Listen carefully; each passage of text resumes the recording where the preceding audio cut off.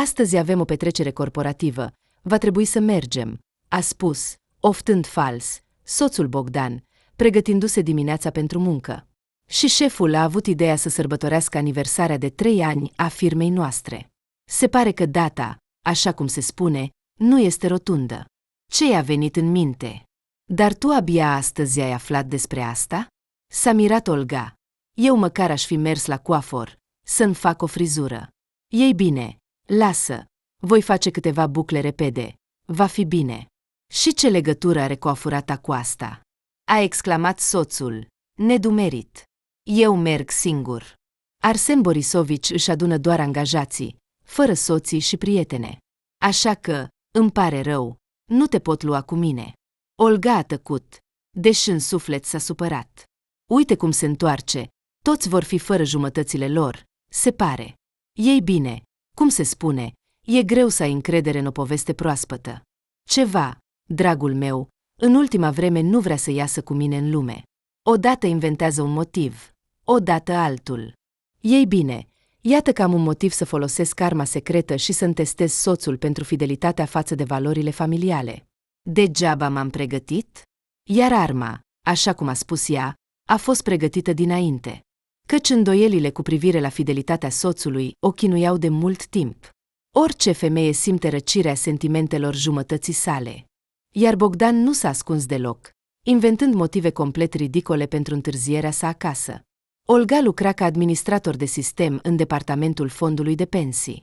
Când a început să bănuiască că soțul ei umblă, cum se spune, pe la altele, a luat legătura cu un coleg de facultate. Acesta lucra la poliția locală și avea acces la tot felul de dispozitive de ascultare. Așa că Olga i-a cerut băiatului să-i împrumute un astfel de dispozitiv pentru o vreme. Acesta s-a tot răzgândit și a refuzat, dar în cele din urmă i-a îndeplinit cererea, avertizând-o strict să nu spună nimănui despre asta, și i-a dat repede, căci altfel risca nu doar să fie dat afară de la muncă, ci și să fie tras la răspundere. Dar dacă e așa, atunci ce să fac?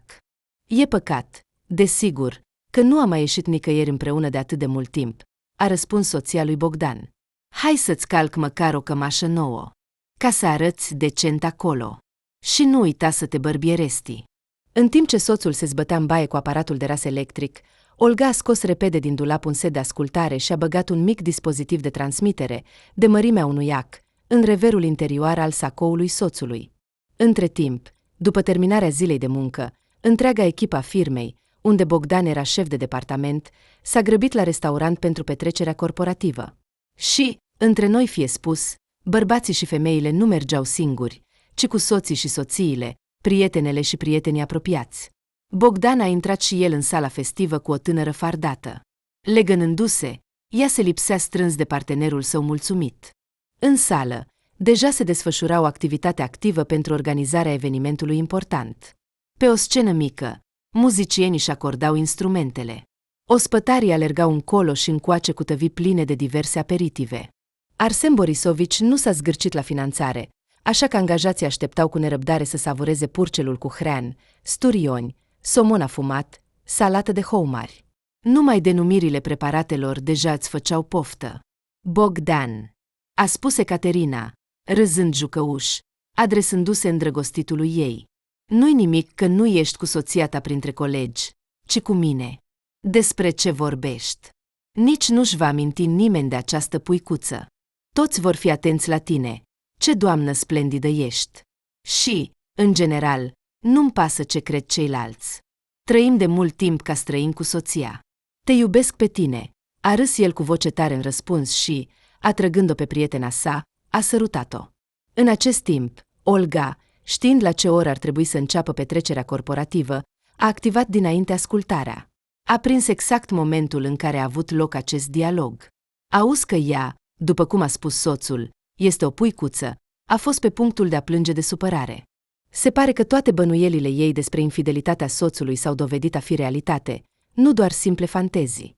Ce nenorocit este! A șters lacrimile cu indignare, s-a gândit Olga nu doar că umblă deschis, fără să-i fie rușine de nimeni din echipă, dar vorbește atât de disprețuitor despre mine în fața iubitei sale. Cu siguranță, dacă a spus-o atât de tare, colegii ar fi putut auzi. Ce păun plin de sine! Și-a desfăcut penele acolo. Nu, Nu voi lăsa așa. Trebuie să mă duc imediat acolo și să-i fac un scandal grandios. Nu am de ce să regret acest nenorocit. Această petrecere corporativă va rămâne mult timp în amintirea lui. Femeia nu s-a îmbrăcat mult timp, dar totuși a încercat să-și ofere feței un aspect proaspăt, deși era greu. Mânia și supărarea fierbeau în ea, iar lacrimile curgeau pe obraje ca niște picături mari. Și, deși a avut o durere de cap imediat după ce a auzit evaluarea despre sine, Olga nu a întârziat, a sunat un taxi și a chemat o mașină. Ascunzând receptorul de ascultare în buzunarul jachetei, a ieșit din apartament. Tocmai atunci a sosit și mașina. S-a așezat pe loc și, continuând să asculte, să nu mai audă vreo altă neplăcere despre ea din partea soțului, Olga nu a observat imediat cine o conduce. Și doar privindu-le mai atent din spatele scaunului, s-a mirat. Volanul taxiului era echipat cu manete de control, accelerație și frână. Iar între scaune mai erau și câteva cârje. Ce surpriză! S-a mirat Olga. Se pare că șoferul este invalid. Asta mai lipsea, să nu cumva să facă accident cu el. Probabil, observând privirea nedumerită a pasagerei, șoferul a dat din cap și a spus calm: "Văd că v-ați îngrijorat văzând cârjele mele. Și complet degeaba. Conduc această mașină de mult timp. Tfu-tfu, până acum fără accidente. Știți, viața m-a obligat. Am 3 copii. Mă descurc singur. Trebuie să-i hrănesc." Nu că asta m-ar fi liniștit foarte mult, dar, totuși, văzând cum șoferul conduce cu pricepere și cu atenție, Olga s-a distrat puțin de problemele ei și a întrebat cu prudență: "Cum a ajuns el să rămână singur cu 3 copii?" Eugen, așa-l chema pe șofer, a avut o soartă complicată. Lucrase de mult timp ca taximetrist, dar cu câțiva ani în urmă a avut un accident din cauza unui bețiv pe drum. Vinovat era în totalitate acel șofer beat. Prin decizia instanței, acesta a plătit lui Eugen o sumă considerabilă ca despăgubire pentru daunele aduse sănătății. De asemenea, plătea o mică pensie, căci Eugen a suferit o leiune gravă a coloanei vertebrale și acum se putea deplasa cu greu cu ajutorul cârjelor. Înainte de accident, era căsătorit, a luat de soție o femeie care, la acel moment, era deja însărcinată și a născut imediat 3 copii. Eugen, totuși, a acceptat acest lucru cu calm, considera copiii săi și se juca cu ei cu bucurie și plăcere. Totuși, după incident, soția, văzând în ce s-a transformat soțul ei, s-a întristat foarte mult. Și într-o zi frumoasă s-a pregătit să meargă în vizită, cum spunea ea, la mama ei. Copiii au rămas cu tatăl lor doar pentru câteva zile, a promis soția. Din păcate, s-a dovedit că a fost o capcană, sub un pretext frumos a abandonat atât soțul, cât și copiii. Așa s-a dovedit a fi o cucuvea. Nici măcar nu a sunat odată, nu s-a interesat de Eugen, de sănătatea lui, de băieți. A fost nevoit invalidul să se descurce singur și să-și crească copiii. Ce să mai spun? A fost greu. Uneori, din disperare, voia să renunțe la tot și să fugă de acasă. Dar, înfruntându-se, a învățat să se descurce în gospodărie și să-și ducă copiii la grădiniță. Cu banii primiți, a cumpărat o mașină. La service a adaptat-o pentru controlul manual. Așa a început să transporte pasageri. Chiar convenabil. Nu era legat de un program de lucru, s-a înțeles cu dispeceratul. Putea să se odihnească și să fie cu copiii. Uneori, mama sa din sat venea și ea, ajutându-și fiul. Dar și ea avea o gospodărie mare de întreținut. Grădină, animale și multe altele, așa că astfel de vizite erau rare. Și de fiecare dată, când venea la fiul ei în vizită, tot nu se sătura să se plângă de faptele soției. Dar cum a putut să-și abandoneze copiii? Chiar nu are deloc inimă. Fiul ei o liniștea cum putea. Mama, lasă, a trecut. De ce să răscolim trecutul? Ți-am spus că, atunci când era însărcinată, nu era foarte încântată. Nu-i plăceau prea mult copiii. Odată, într-un moment de sinceritate, mi-a spus că a vrut să facă avort, dar s-a răzgândit. Dar, dacă, Doamne ferește, ceva nu merge bine, vei suferi toată viața. Iar băieții, uite, cât de independenți și prietenoși sunt, deja nu au nevoie de ajutor. Olga a fost impresionată și nu a putut tăcea. Ești un adevărat erou, în vremurile noastre să crești copiii altora, și încă în situația ta. Puțini ar risca să facă așa ceva. Erau deja aproape de restaurantul unde avea loc petrecerea corporativă, când Olga a auzit brusc o discuție ciudată între Bogdan și un alt Constantin. Ascultă, spunea Constantin. Trebuie să ne grăbim să punem în aplicare planul nostru de mâine. Cu cât Arsen Borisovici va rămâne mai mult în scaunul său, cu atât mai multe șanse sunt ca totul să se dezvăluie. Și nu capul lui va zbura, ci al nostru. Ești de acord cu mine, Bogdan? Da, probabil ai dreptate, a răspuns soțul intant. Avem câteva documente. Dacă le pregătim corect și le raportăm șefului nostru despre ce operațiuni face șeful nostru, cred că va fi suficient pentru a-l da jos. Și, după o pauză, a adăugat. Ce crezi? Are vreunul dintre noi șanse să ocupe apoi un scaun de conducere? Nu uita, Costea, cum ne va merge. Eu nu te voi uita. Mai departe vom merge împreună. Olga a fost cuprinsă de o căldură. Așa că Bogdan, se pare, este un intrigant. Aventurile lui sunt, de fapt, niște joacă de copii. Acolo, în firma lor, se desfășoară lucruri mai serioase. Și asta în condițiile în care șeful l-a angajat pe soțul ei ca șef de departament pe riscul său. Căci înainte a schimbat 3 sau 4 locuri de muncă din cauza incompetenței sale. Și încă nu putea uita ce a auzit despre sine. Ce nenorocit! Acest gând îi rămânea constant în minte. Uite ce a plănuit. Iar eu, deci, sunt o puicuță. Și încă nu sunt bună de nimic. Ei bine, așteaptă, cocoșel, mă voi răzbuna pentru această îndrăzneală. Se revolta ea. Și dacă acum 5 minute plănuia să apară la petrecerea corporativă, surprinzându-le pe soț, ultima frază auzită i-a schimbat planurile. Femeia a decis să acționeze altfel. Ce folos că voi intra acum și voi face un scandal? Ei bine, îl voi vedea pe el, dar apoi, nu, trebuie să mă gândesc la tot ce am auzit și apoi să acționez cu o minte rece.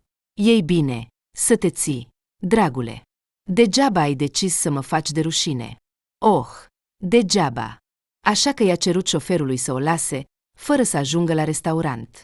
Văzând că clienta are ceva în neregulă, șoferul i-a propus să o ducă acasă. Dar Olga a refuzat, căci nu știa exact ce să facă. A decis să meargă pe jos acasă, pentru a se răcori puțin. Uf, ce zi a fost! Nu doar că la muncă a fost o nebunie, nu am reușit să rezolv problemele cu computerele, iar la sfârșitul zilei picioarele mi-erau atât de obosite încât păreau că vibrează, dar seara s-a dovedit a fi groaznică. Olga simțea durere și umilință, sentimentul ei de demnitate a fost călcat în picioare. Inima îi bătea atât de tare de emoție, încât părea că va sări din piept. Lacrimile supărării o sufocau, iar un sentiment ciudat de premoniție o învăluia, ca și cum ceva ar trebui să se întâmple. Olga mergea pe alea din parc, cufundată în gândurile ei, când a văzut în apropiere 3 băieți care se îndreptau spre ea. Discutau animat, gesticulând, se simțea că erau beți. Nu a apucat să se abată, că ei i-au blocat calea. Unde te grăbești, frumoasă? A strigat unul, bâlbâindu-se. Olga a făcut un pas în lateral, încercând să-i ocolească, dar unul dintre ei i-a pus piciorul în față și a fost pe punctul de a cădea. Lăsați-mă să trec. Vă rog, a spus fata cu o voce plină de rugăminte. Așteaptă, hai să ne cunoaștem. Cu o limbă legată a strigat altul. Olga a fost cuprinsă de un sentiment neplăcut. Inima îi căzuse în picioare. S-a întors să fugă, iar în acel moment al treilea i-a smuls geanta. Din fericire, eliberându-și mâna, a reușit să fugă de la huligani. Aproape alergând, plângând, s-a grăbit spre casă, urându-i soțului ei și faptele lui. Lui, nenorocitului, acum este bine, iar eu de ce trebuie să sufăr? M-a lăsat singură acasă, m-a trădat, iar acum din cauza lui am fost și jefuită. Mi-a distrus întreaga viață într-o clipă. Plâng, iar el se distrează acolo. Îl urăsc. A ajuns acasă plângând, iar acolo o aștepta deja soacra ei. Măcar aici a fost noroc, căci cheile au rămas în geantă.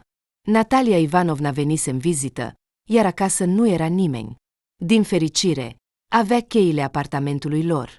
Așa, pentru orice eventualitate, căci nu se știe niciodată. Soacra s-a mirat și a început să o întrebe. Olga, ce s-a întâmplat cu tine? De ce plângi? Unde este Bogdan? Ce se întâmplă aici?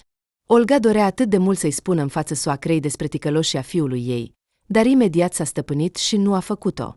A răspuns: "M-au jefuit. Chiar acum. În parc. M-am dus la farmacie, mi-a durut capul atât de tare, iar analgezicele s-au terminat.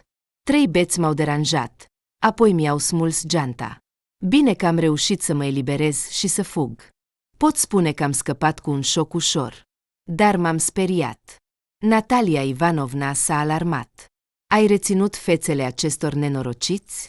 Ce mai stăm? Sună la poliție. Să-i caute pe bandiți pe urmele calde. Săraca mea fetiță." Dar Olga a făcut doar un gest cu mâna. "E inutil. În geantă erau doar cheile de la apartament și puțini bani. Câteva mii. Pașaportul, telefonul, erau în buzunarul jachetei. Slavă Domnului! Mâine voi face un duplicat al cheilor. Asta e tot. Îmi pare rău de geantă. Dar, bine, poliția nu se va ocupa de astfel de fleacuri. Doar voi pierde timp. Vor trasa apoi." Treptat, Olga s-a liniștit, iar soacra a jucat un rol important în asta. Natalia Ivanovna a adus cu ea o gustare pentru fiul ei și noră și a copt brioșe cu brânză. Olga a pus ceainicul pe foc, iar la ceai au început discuțiile despre una și alta. Natalia Ivanovna i-a mai dăruit nurorii un spray pentru lămâie. "Am fost la târg și am văzut acest lucru. Se numește pulverizator pentru lămâie. Și eu aveam nevoie de așa ceva. În fiecare dimineață adaug suc de lămâie în apă și îl beau pe stomacul gol. E convenabil să nu storci lămâia cu mâinile, stricând-o, ci să o bagi înăuntru, să apeși pe trăgaci și sucul curge. Am decis să cumpăr 2, și pentru mine, și pentru voi. Se pare că e un fleac, dar e un lucru necesar și nu costă mult." Au discutat din suflet. Soacra și Olga erau prietene, între ele nu au existat niciodată neînțelegeri sau certuri. Soacra a văzut că Olga este o fată harnică, curată, economă. Tot timpul era totul curat, mai ales în bucătărie, ca într-o farmacie, niciun fir de praf. Fiul era hrănit cu mâncare de casă, supă, chiftele. Nu stă pe gâtul soțului, are un loc de muncă bun, se descurcă cu tehnologiile informației moderne. Nu oricărui bărbat este ușor să facă asta. A primit o educație bună. Cu alte cuvinte, fata este deșteaptă și atractivă din punct de vedere exterior. Și în conversație este plăcută, confortabilă. Așa cum se spune, ai vrea să te cerți, dar nu ai cu ce. De aceea, Natalia Ivanovna mergea întotdeauna cu plăcere la noră. Cu fiul ei vorbea mai rar decât cu nora.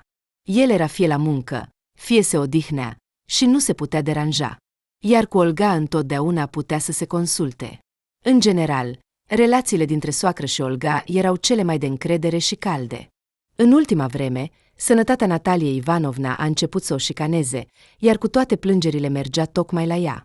După ce au stat și au discutat din suflet, soacra s-a pregătit să plece acasă. Olga a însoțit-o până la stația de autobuz, iar drumul ei nu era departe și nu dura mult, vreo 15 minute. Epuizată de atâtea evenimente ale zilei, Olga a căzut pur și simplu pe pat și nu a observat când a adormit. A trezit-o zgomotul unui ceainic de porțelan care s-a spart în bucătărie. Ceasul arăta 6 dimineața. Exact atunci s-a întors soțul de la petrecerea corporativă. Era foarte beat. Nu e de mirare că se comporta în bucătărie ca un elefant într-un magazin de porțelan. A murmurat ceva, înjurând, și, neavând ce căuta, a băut doar apă și s-a dus să doarmă. Olga, trezită, nu a mai putut adormi. Evident, nu avea sens să se certe cu el în starea în care se afla, iar ea însăși nu avea nici dorința, nici puterea să înceapă o ceartă. Desigur, nu va lăsa totul așa. Dacă aceasta este viața de familie fericită, atunci nu trebuie să aștepte nimic bun în viitor. Va trebui să ia măsuri, se gândea ea, și, cel mai probabil, va trebui să se despartă până nu au copii. Nu se poate ierta o infidelitate. Nu este singurul bărbat de pe lume. Nu s-au stins, se pare, bărbații adevărați. A cere dragoste și a împărți soțul cu amanta, asta înseamnă a nu te respecta. Dacă el a ales o cale atât de alunecoasă, să meargă pe ea.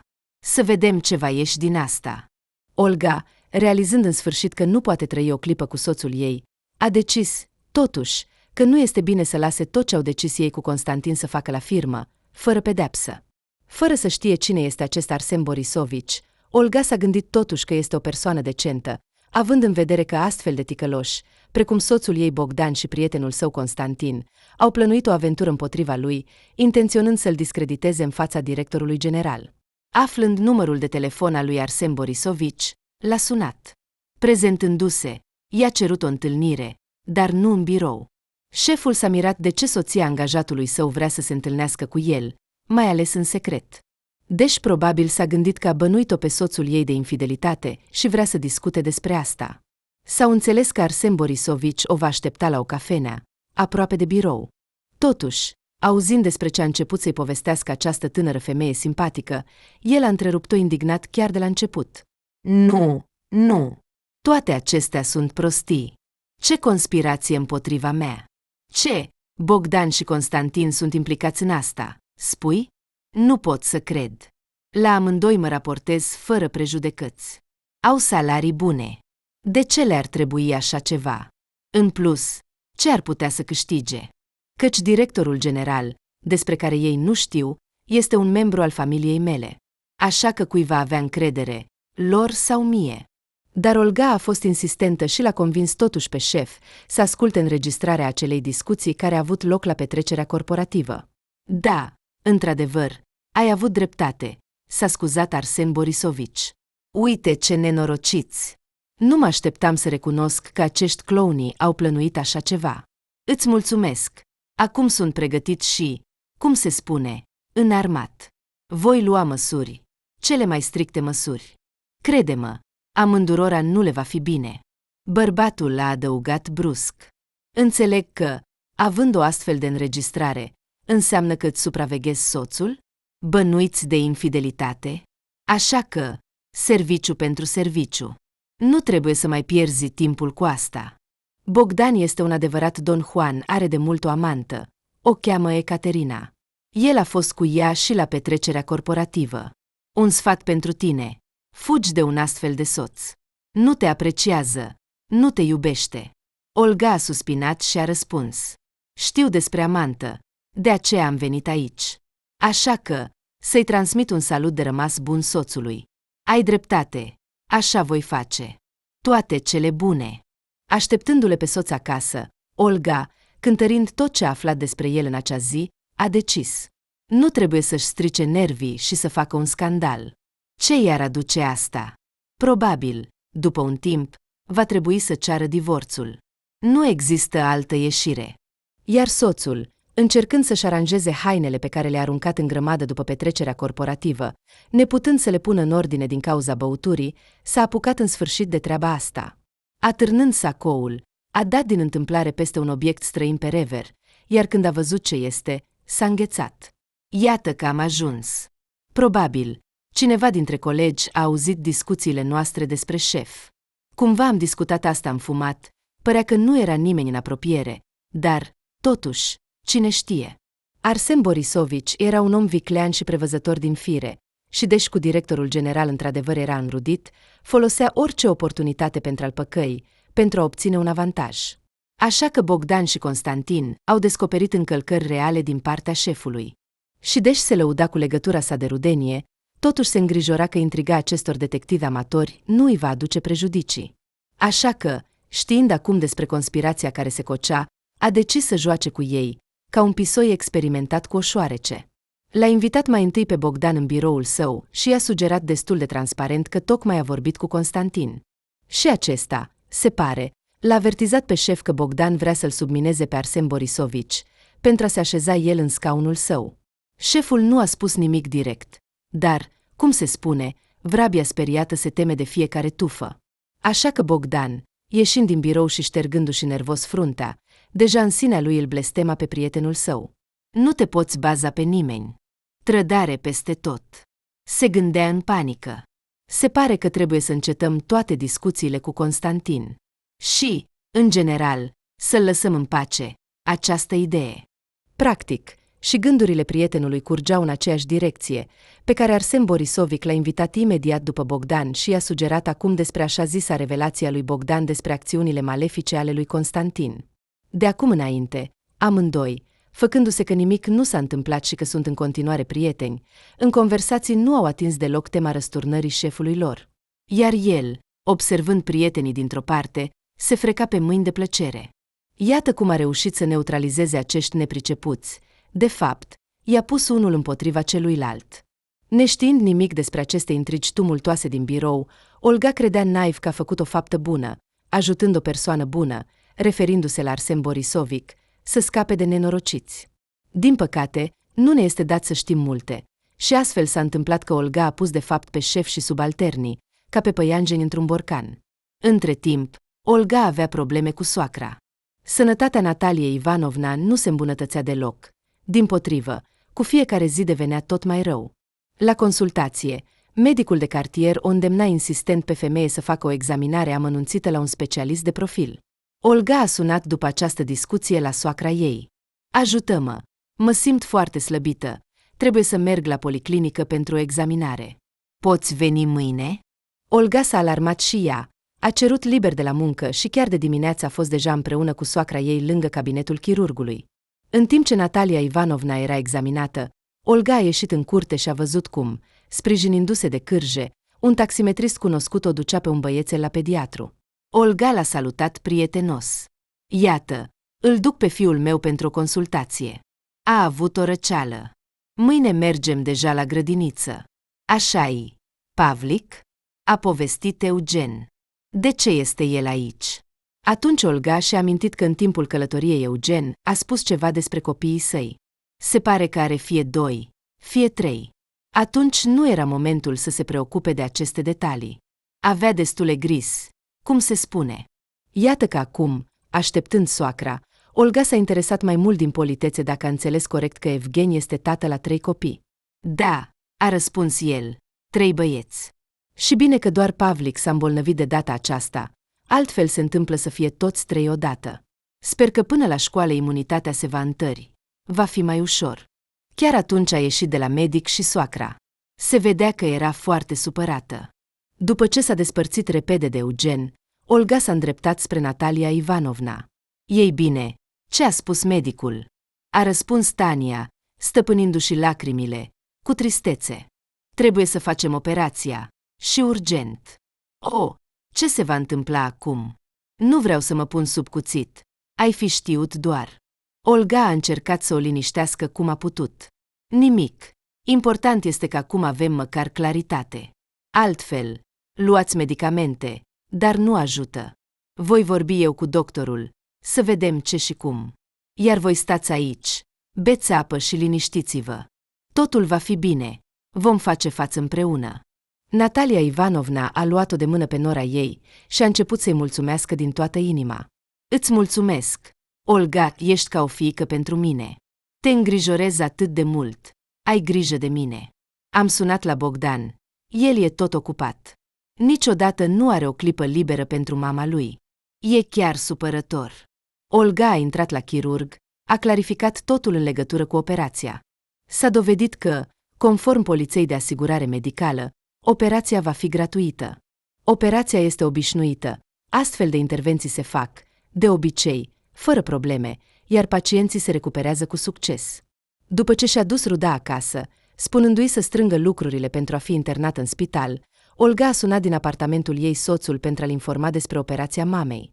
Bogdan nu a răspuns la telefon mult timp, iar când în sfârșit a răspuns, a întrebat cu iritare.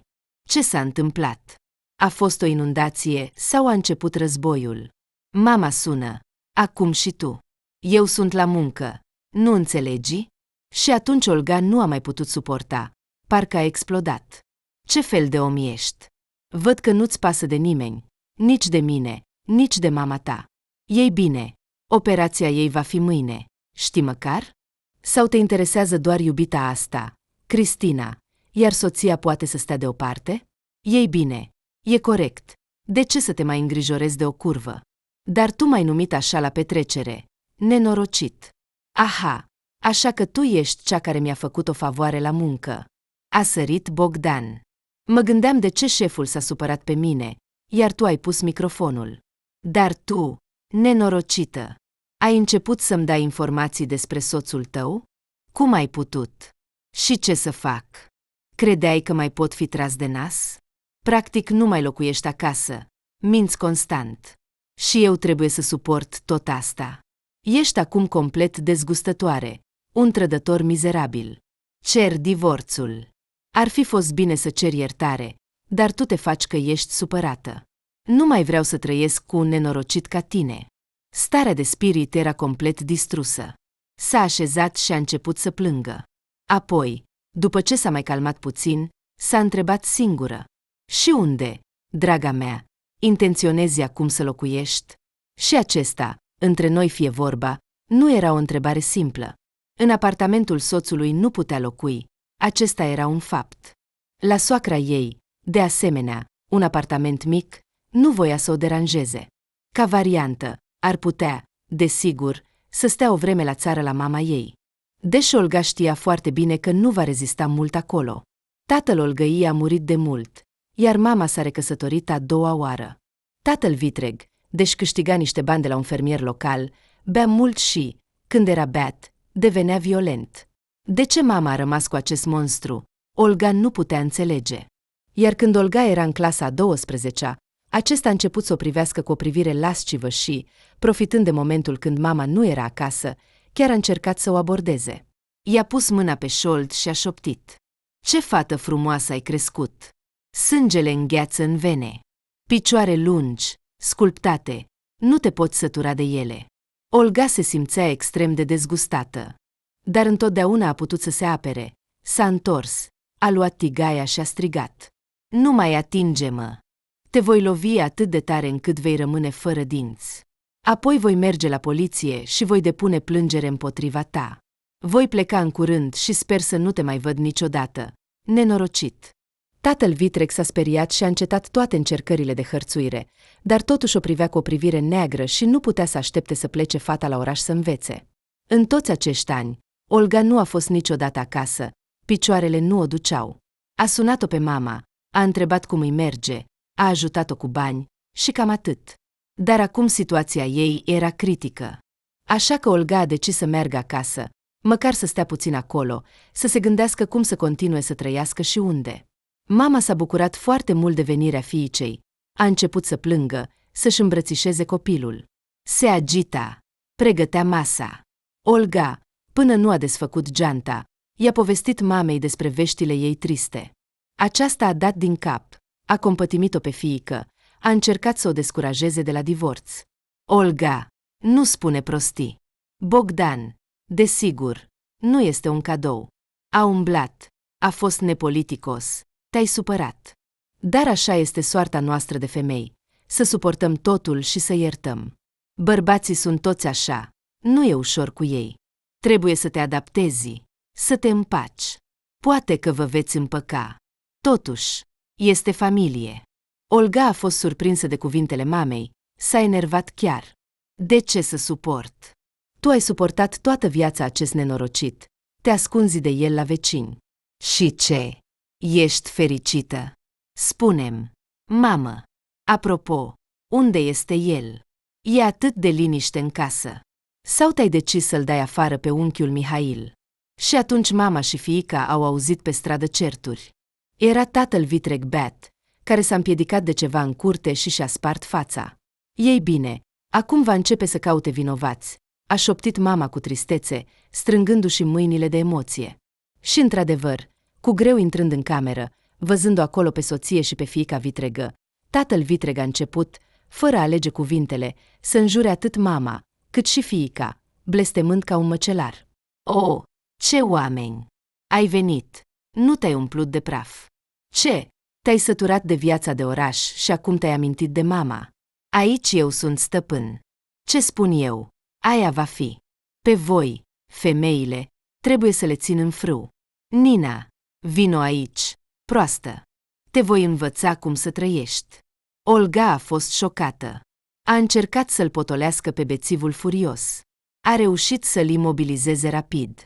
Totuși, el abia se ținea pe picioare. Și l-a aruncat pe canapea.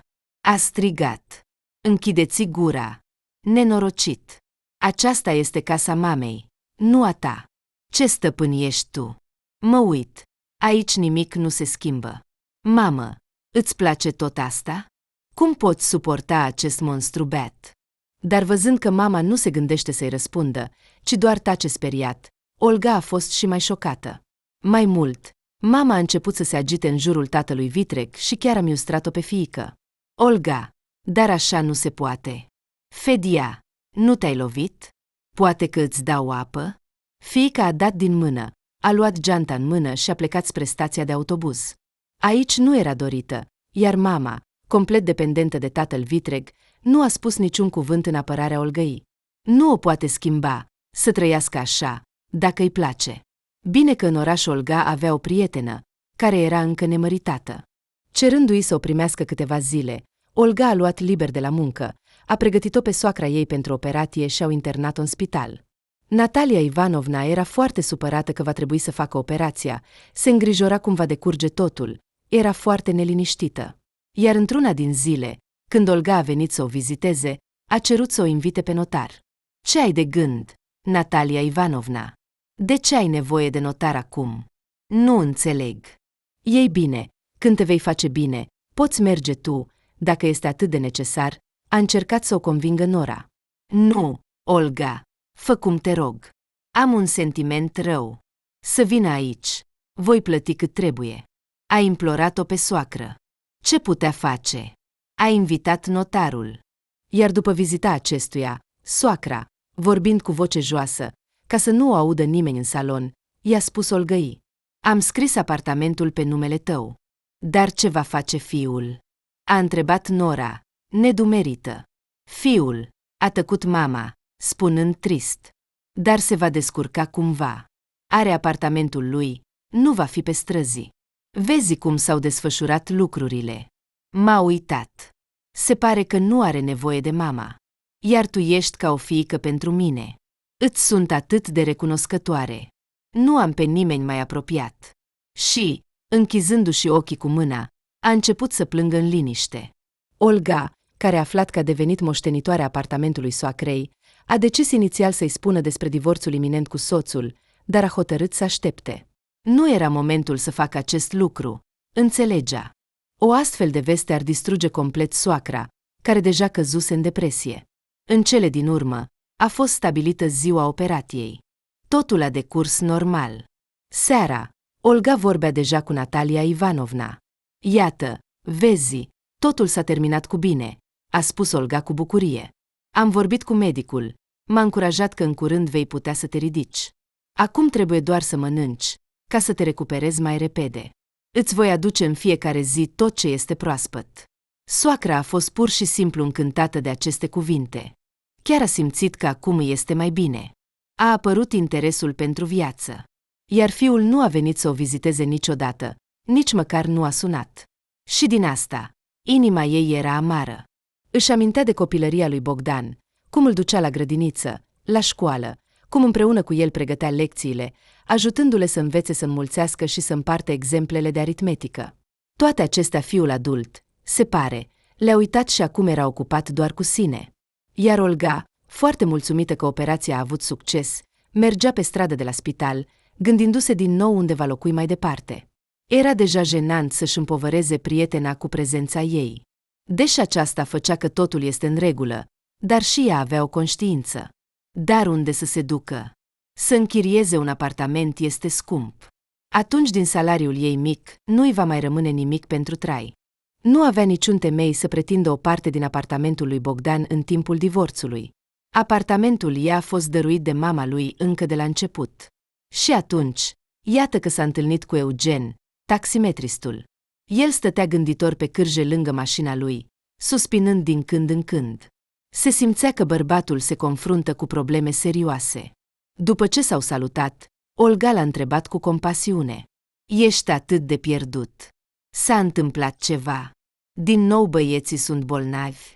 Băieții mei sunt în regulă. Tocmai i-am dus la grădiniță. Dar eu am o problemă. Și, așa cum se întâmplă uneori, când vrei să împărtășești cu cineva bucuria sau supărarea, i-a povestit Olgăi următoarele. I s-a oferit un loc de muncă bun. Trebuia să livreze comenzi comerciale mici prin oraș. Dar va fi ocupat de la 8 dimineața până la 8 seara. I s-a promis un salariu mare, iar el are nevoie de bani acum ca de aer. În primul rând, mașina are nevoie de reparații serioase, trebuie să-i repare motorul. În al doilea rând, i s-a spus că în oraș a apărut un maseur experimentat. Lucrează după metoda Dicul. Metoda lui unică a ajutat deja mulți nefericiți ca Eugen. Numai că ia mulți bani pentru serviciile sale, trebuie să strângă bani pentru asta. Și băieții, se pare, nu au cu cine să rămână, iar de la grădiniță nu va avea pe cine să ia. Și-a terminat povestea. Așa că mă gândesc ce să fac. Nu pot angaja o bonă, nu-mi permit financiar. Dar tu cum ești? Olga nu s-a ascuns și a povestit că se desparte de soț și acum nu are unde locui. De asemenea, era în gânduri chinuitoare, unde să găsească un loc. Au tăcut, iar apoi Eugen, puțin jenat, a propus. Olga, nu te vei supăra dacă îți propun să ne unim forțele în căutarea unor opțiuni și să rezolvăm ambele probleme simultan? Și cum anume? S-a arătat interesată ea. Iată cum. Vei locui gratuit la mine. Apartamentul, slavă Domnului, este cu 3 camere. O cameră va fi la dispoziția ta. Numai te rog să ai grijă de copii, să-i duci la grădiniță, să-i aduci acasă. Eu, cel mai probabil, îi voi duce și acolo și înapoi însoțit de tine. Dar asta se va vedea. Iar dacă poți să le și gătești, atunci va fi perfect. Iar eu voi asigura banii pentru produse. Oricum, acum îmi ajung. Așa că ce zici? Și s-a uitat la Olga cu speranță. Ea, inițial șocată de o astfel de propunere, s-a gândit. Ei bine, ce? Apartamentul oricum trebuie închiriat. Iar aici este o variantă gata, și încă gratuit. Nu se temea să interacționeze cu copiii. Bine, a răspuns ea după o pauză. Hai să încercăm. Poate că totul va merge bine. Primele zile de viață în noul loc au fost, desigur, foarte agitate. Un lucru este când în apartament sunt doar 2 adulți, soț și soție. Cu totul altceva este când sunt 5 locatari, iar 3 dintre ei sunt copii de 6 ani. Plus un bărbat, deocamdată cu obiceiuri necunoscute, și încă pe cârje. Totuși, deoarece toți din apartament erau pregătiți să construiască relații, nu să se certe, în curând totul a intrat în ritmul normal. Copiii ascultau, nu erau pretențioși. Olga a luat liber de la muncă, cumpărându-și o săptămână de concediu pe lângă tarif, și cu entuziasm a început să se ocupe de gospodărie. Desigur, oricât de mult s-ar strădui Eugen, nu putea face totul, mai ales fiind împovărat de cârje, așa cum o face o adevărată gospodină. Dar în curând totul a revenit la normal. Toate rufele au fost spălate și călcate, aranjate cu grijă la locul lor. Mâncarea era gustoasă, copiii erau mulțumiți, iar despre Evgeni nici nu mai era nevoie să vorbim. Era pur și simplu fericit, venind acasă târziu după muncă. După ce a avut o cină delicioasă, foarte des în compania frumoasei gospodine, se juca cu copiii, povestea cum a trecut ziua, asculta știrile Olgăii. În general, omul se odihnea sufletește, și atât. Natalia Ivanovna a fost operată foarte bine. În a doua zi a putut deja să se ridice din pat. Olga o vizita tot timpul, îi aducea produse, lucruri, tot ce era necesar la cererea soacrei.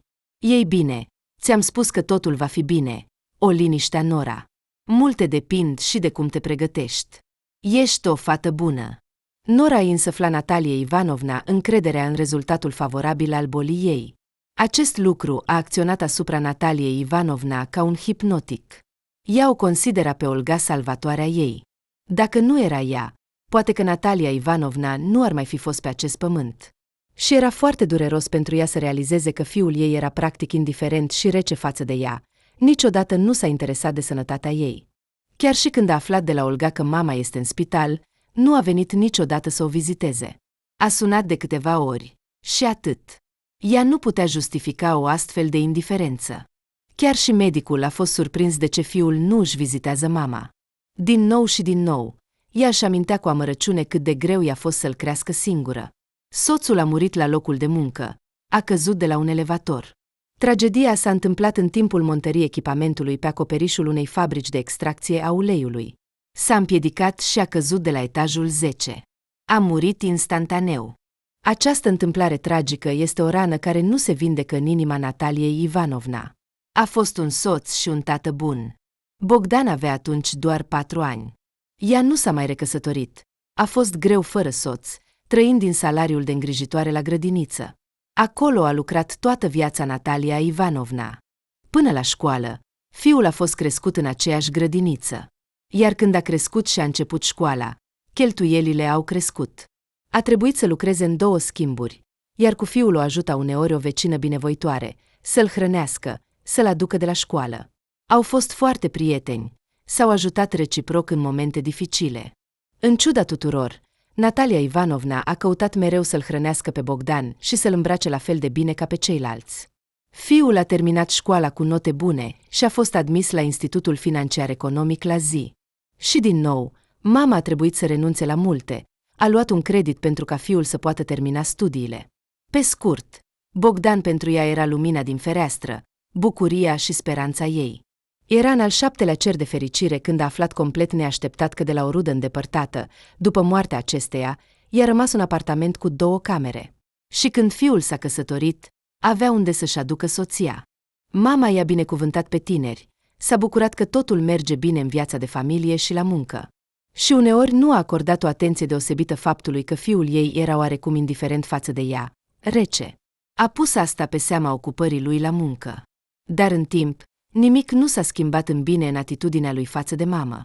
Odată, Natalia Ivanovna a întrebat-o pe Olga cum este Bogdan, cum îi merge, de ce nu spune nimic despre sine și nu vine. Poate s-a întâmplat ceva. Și Olga, pentru a nu o supăra pe soacră, a liniștit-o că totul este în regulă cu el, atât acasă, cât și la muncă. Nu a vrut Nora să-i răscolească sufletul femeii care nu se recuperase încă după operație. O compătimea, deși ea însă și deja depusese cererea de divorț. Și în afacerile de dragoste, Bogdan a avut un eșec. De îndată ce Cristina a simțit că poziția lui Bogdan în birou este instabilă, s-a mutat imediat la șef. Ea lucra acolo ca economist, era o persoană destul de ușuratică, așa să spunem. O fată fluture, care zboară de la un bărbat la altul. A avut un partener civil, dar el a înțeles repede cu cine are de-a face, că nu va putea construi o familie cu așa ceva și a plecat de lângă ea. Iar scopul ei în viață era să scoată cât mai mulți bani de la bărbați. Slăbuță și cu picioare lungi, Cristina era întotdeauna dornică să se distreze cu șeful ei. A încercat din răsputeri să-l seducă, deși știa că este căsătorit. Bogdan nu-i mai plăcea deloc. Așa, un simplu funcționar, și încă și zgârcit. Tot mai des Cristina a început să intre în biroul lui Arsen Borisovic, fie pentru a semna documente, fie pentru a împărtăși bârfe de birou. Și neapărat în mini-fustă și bluză cu decolteu adânc, mișcându-se obraznic și seducător. Și șeful nu a rezistat. Acum Cristina se simțea o persoană importantă și necesară pentru șef. Știa totul despre toți, mai ales despre Bogdan. Această Cristina i-a spus lui Arsen Borisovic toate detaliile planurilor malefice ale lui Bogdan în legătură cu șeful. Arsen Borisovic a aflat și despre Tola, iar povestea lui Cristina despre afacerile ilegale ale lui Bogdan și ale complicelui său a fost picătura care a umplut paharul. A fost concediat. În aceeași zi, i s-a înmânat cartea de muncă și a fost plătit. Purtând o povară grea după naufragiul în iubirea sa, adiul Teres, și acum, fiind și șomer, Bogdan s-a gândit la viitorul său. Ce să fac? Iată, sunt un prost. De ce m-am deins atât de ușor de Olga? Ce îmi lipsea? Totul era bine. Și acum, unde este ea? Cum să o găsesc? Poate ar trebui să încerc să o întorc și să mă ierte. Se gândea bărbatul. Prin cunoștințe, Bogdan a găsit-o pe Olga. Discuția a fost scurtă și fără rezultat pentru fostul soț. Olga l-a întâmpinat rece și a spus cu ironie: „Ei bine, Bogdan, te-ai distrat? Ai rămas fără familie și fără muncă. Acum, ca un câine bătut, te târăști la mine." „Da, Olga, am fost prost, de care, desigur, îmi pare rău. Îmi pare rău că nu am avut grijă de fericirea noastră și am distrus familia cu propriile mele mâini. Dar am speranța că mă vei înțelege și mă vei ierta. Căci, cu adevărat, te-am iubit doar pe tine. Și pe nimeni altcineva nu voi putea iubi atât de mult. Dacă mă refuzi, nu voi mai putea trăi." Aceste amenințări inventate au provocat dezgust și repulsie. Și acest lucru se numește bărbat? Cu câteva zile în urmă, se simțea stăpânul vieții, iar acum cere milă, ca un cățel care a făcut mizerie. Nu, Bogdan, te-ai jucat prea mult. Mi-ai adus multe suferințe, aproape că mi-ai distrus sănătatea. Nu are sens să răscolim trecutul. Așa că, scuză-mă, dragul meu, nu pot să te ajut. Acum trebuie să te descurci singur. Iartă-mă, mă așteaptă munca, a spus Olga și a plecat. Bogdan a plecat, fără să aibă nimic. Despre divorțul său, Olga a fost nevoită să-i spună soacrei, când a vizitat-o din nou acasă, după externarea din spital. S-a gândit că oricum va afla, așa că mai bine să explice ea însă și cum și de ce s-a întâmplat. A prezentat totul cât mai bâlând, pentru a nu o răni pe fosta soacră, adăugând: Natalia Ivanovna, nu vă voi uita niciodată, sunteți ca o mamă pentru mine. Nu vă faceți griji, dacă aveți nevoie de ajutor în orice, puteți conta pe mine. Cred că mă veți înțelege. Nu am putut să mai trăiesc cu fiul dumneavoastră după tot ce a făcut. Și voi împărtăși cu dumneavoastră, ca unei mame. Acum mi-am legat viața de un bărbat adevărat, un prieten, cu care pot împărtăși orice emoții și sentimente, îngrijorări și temeri, curajos, cinstit și hotărât. Natalia Ivanovna, ca mamă, bănui multe. Mărturisirile Olgăiei au întristat-o, dar s-a stăpânit să nu plângă. Nurca s-a apropiat, a îmbrățișat-o și a spus: Vă mulțumesc, Natalia Ivanovna, pentru înțelegere, pentru sufletul dumneavoastră bun. Oricând doriți să ne vizitați, veniți. Întotdeauna veți fi binevenită. Olga l-a sunat pe Eugen să o ia pe drumul de întoarcere, când se întorcea de la Maseur. În mașină, Eugen a împărtășit cu bucurie Olgăii progresele în tratamentul spatelui. Instructorul de masaj promite că, în 3 luni, voi putea merge fără cârje. Îți dai seama, Olga, când mă voi elibera de durere, voi merge pe picioarele mele și voi deveni un om normal. Mă voi putea căsători. Olga l-a privit întrebător, dar inima ei a început să bată repede, iar bărbatul s-a uitat la ea cu intensitate și a continuat. Nu te mira, Olga, de ceea ce vei auzi acum. Vreau să-ți propun mâna și inima. Mi-ai plăcut din prima zi când te-am văzut.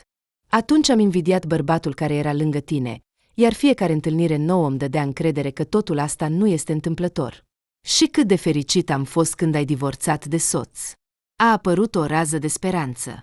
Dar eu, un handicapat, mă gândeam cu ei sunt de folos. Acum am o șansă să mă vindec. Înțeleg, sunt un mire de invidiat, un invalid și cu 3 copii de crescut. Și dacă mă refuzi, voi înțelege. Dar este important să-ți spun că te iubesc. Mă culc și mă trezesc gândindu-mă la tine. Îmi imaginez cum te îmbrățișez, cum te sărut. Nici nu-mi vine să cred că-ți spun toate acestea acum. Olga era pe punctul de a plânge, a luat bărbatul de mână și a răspuns: Nu ești invalid și nu îndrăzni să spui asta. Ești cel mai bun bărbat din lume. Crede-mă, am cu ce compara. Am fost căsătorită cu un bărbat puternic și sănătos. Și ce? În toți anii căsniciei, nu am văzut nici măcar 100 din căldura și grija pe care le-am primit de la tine. Numai alături de tine am înțeles că cea mai mare virtute a unui bărbat sunt faptele lui, nu vorbele dulci și minciunile. Ești un tată minunat. Ai decis să adopți și crești 3 copii. Sunt sigură că vei fi un soț minunat. Și copiii nu sunt o povară pentru mine. Sunt 3 soare care colorează lumea noastră în nuanțe vii. Sunt de acord să fiu soția ta și cred că totul va merge bine. Eugen a decis și a sărutat-o timid pe Olga, iar ea a răspuns la sărutul lui. În acel moment, amândoi păreau că s-au dizolvat unul în altul, iar sufletul le era atât de ușor. Olga nu se temea de dificultăți, era pregătită pentru ele, căci împreună cu Eugen nimic nu era înfricoșător.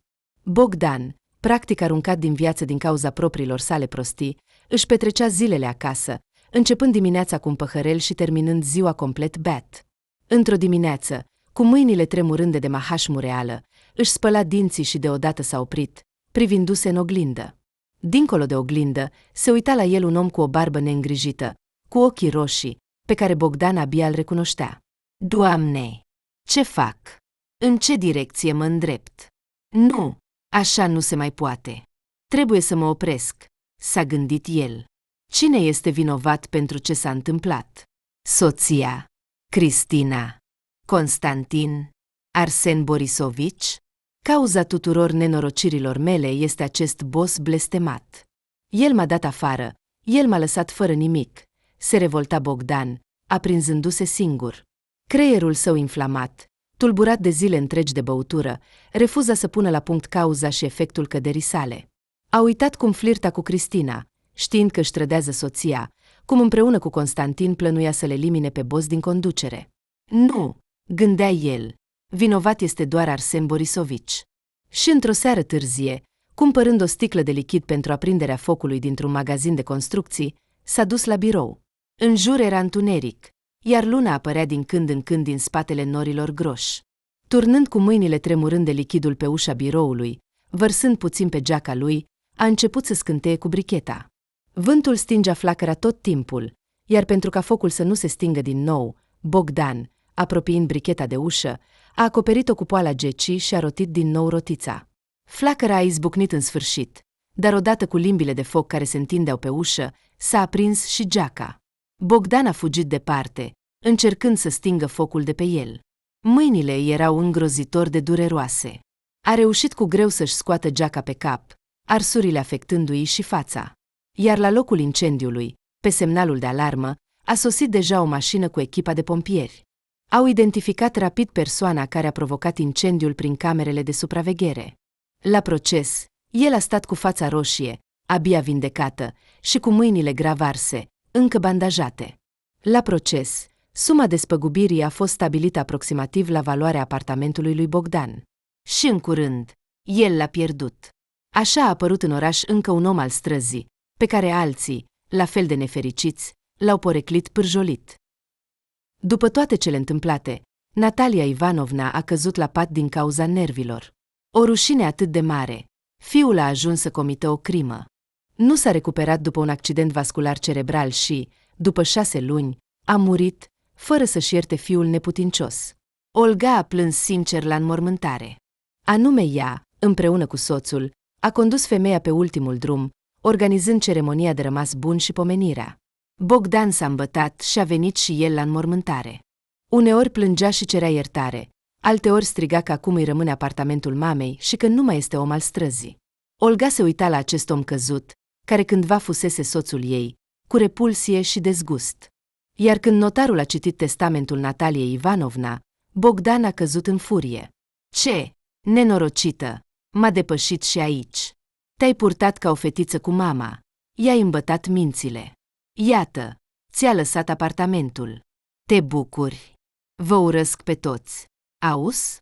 Vă urăsc. Olga a clătinat din cap și a spus liniștit. Ești un prost, Bogdan. Mama ta mi-a lăsat apartamentul de mult, încă de când s-a dus la operație. Dar, oricât de greu mi-ar fi fost atunci, nu am profitat de asta și am dorit mereu doar sănătate și bine Nataliei Ivanovna. Tu ești cel care a distrus-o. Din cauza ta a căzut cu un accident vascular cerebral și a murit din cauza ieșirilor tale. Așa că, înainte de a-i urpe alții, începe cu tine. Gândește-te, oprește-te, încetează să bei cu prietenii și du-te să te pocăiești la biserică. Roagă-te și cere iertare pentru tot ce ai făcut. Iar apartamentul acesta nu-mi trebuie. Nu am dorit niciodată bogăția. Ti le voi da dacă devii om. Cred că Natalia Ivanovna s-ar bucura dacă te-ai îndrepta. Aceste cuvinte ale fostei soții l-au lovit pe Bogdan ca o palmă și l-au trezit instantaneu. A decis cu adevărat să se schimbe. Poate mama lui se va bucura de el chiar și în lumea de dincolo. A reușit să se oprească, s-a angajat, chiar dacă ca simplu paznic. Olga, așa cum promisese, i-a dat cheia apartamentului, iar Bogdan nu a mai rătăcit. Iar discuțiile cu duhovnicul l-au ajutat foarte mult atunci când voia să cedeze. Ușor, ușor, s-a descurcat și s-a căsătorit. Nu au devenit prieteni cu Olga, dar Bogdan îi era foarte recunoscător pentru că l-a putut îndrepta, pentru că nu l-a lăsat fără un acoperiș deasupra capului, pentru inima ei bună și iertătoare. Eugen, după un curs de masaj și exerciții speciale, a reușit să meargă din nou. Mergea deja cu un baston și doar ușor se clătina.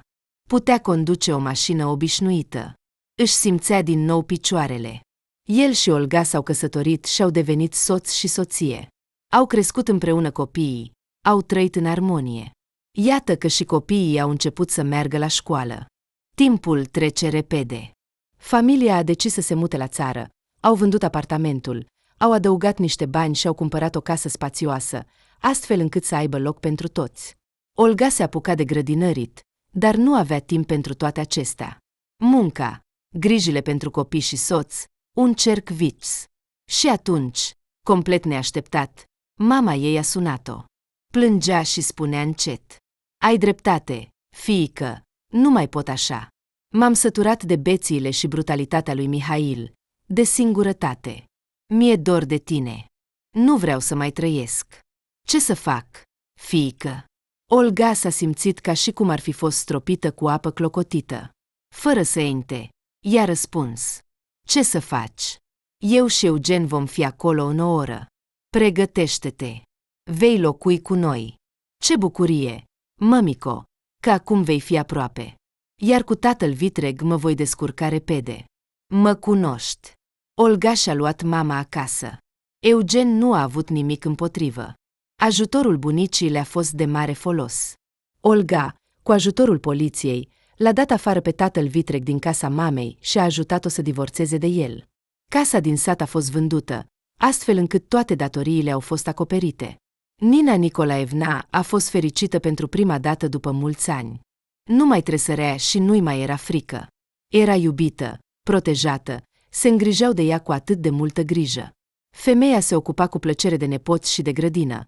Acum acolo era o ordine exemplară. Seara, mama și fiica iubeau să bea ceai pe verandă și să discute mult despre ale lor, despre femei. Odată, Olga a împărtășit: "Mămico, nu știu cum să-i spun lui Eugen, dar cred că sunt însărcinată. Și avem deja 3 copii. Cum va reacționa? Ne vom descurca.